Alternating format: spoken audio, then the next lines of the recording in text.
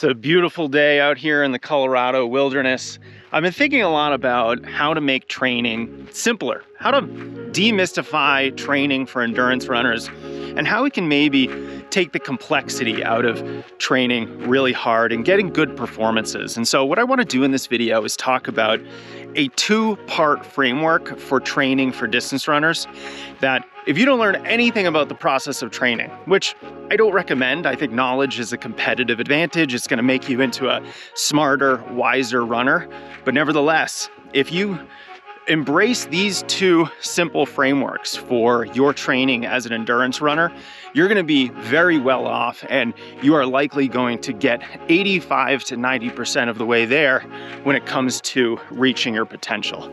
And so this is sort of a framework that I have put together after a little over 15 years of coaching and, of course, interviewing some of the smartest coaches and exercise scientists on the Strength Running podcast. I think we're up to over 425 episodes now where I've had the pleasure of interviewing a lot of really high-level coaches and running authors and exercise scientists. So let's get started and talk about the easiest, most simple way of structuring your training as endurance runners.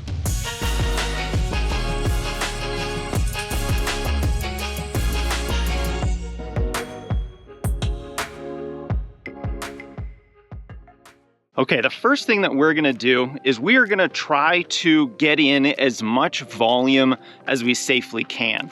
Now, the key here is that it's not just running volume. You can get in cross-training volume too.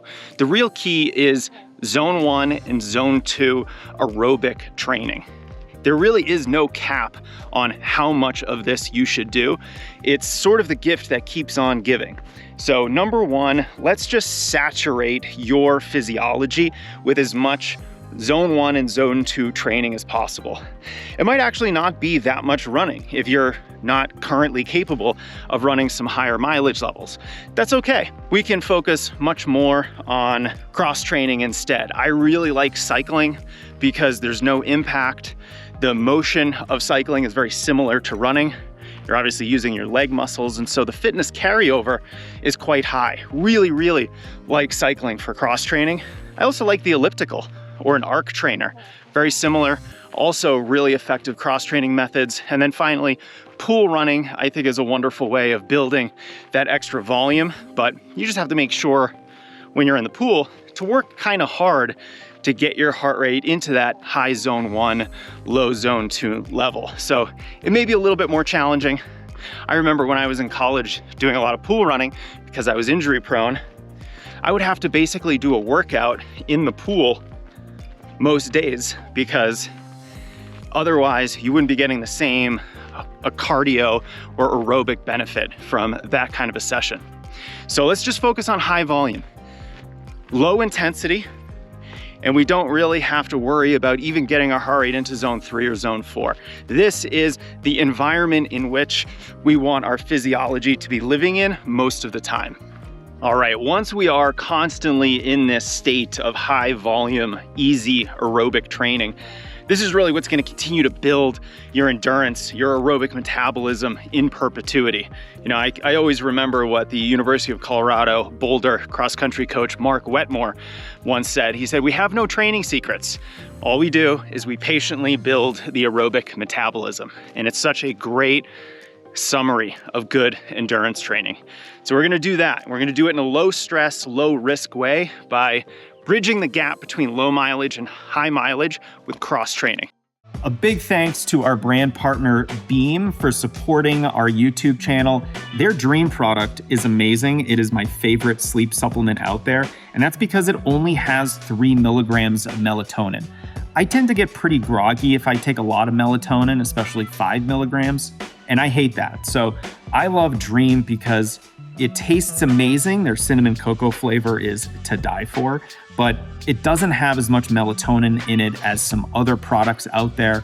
And the L-theanine and the magnesium do wonders at promoting relaxation and helping you stay asleep and get that deep sleep that you really need. So if you're someone who struggles getting to sleep, staying asleep, Or if you're like me, tonight, I actually have to go to bed at 8 p.m. because I'm getting up at 3:30 in the morning for a 27-mile hike tomorrow. So I need to go to sleep early and get that good sleep. Dream is helping me out. And they're actually offering up to 40% off. 40% if you get a subscription, 25% if you just want to try it for a single purchase. If you go to shopbeam.com/strength and use code STRENGTH for that discount. Big thank you to Dream for sponsoring the channel. Go shopbeam.com/strength. Get your dream, get your sleep optimized, and take advantage of the #1 recovery tool that us runners have, is a good night's sleep. Next thing that we're gonna do is we are going to build speed. Now, this doesn't mean hard workouts. And in fact, I'm actually recommending that for this framework, we avoid the hard workouts for now.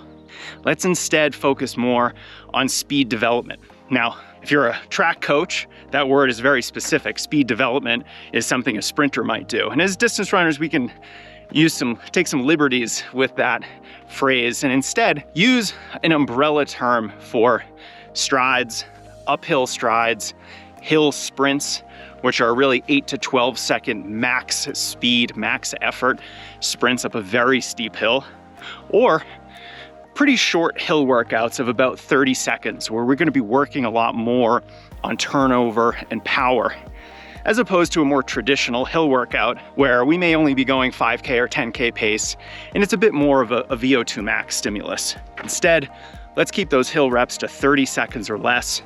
Let's really focus on our form, on turnover, and on getting comfortable running very, very fast. This is an example of running fast, but not running hard. And I think there's a really key differentiation between fast and hard. And that's it. We really don't have to do a lot more if you want to keep your training really, really simple. If you're doing a high volume of aerobic training and a lot of strides and speed development, let's say 3 times a week, you're gonna be in a pretty good shape. And to be honest, this is kind of how I ran my mile PR. I remember it was 7 months after I graduated college. I entered an all-comers track meet at Boston University on their indoor track.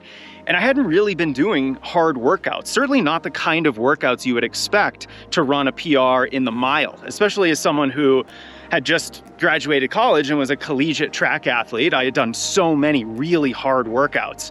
But I ended up running my 4:33 mile PR off not a lot of workouts. All I was doing was a lot of volume and a lot of strides. A lot of volume and a lot of strides. It ended up working out well. So if you're someone who wants to keep things simple, let's just focus on those 2 things and they will take you very, very far.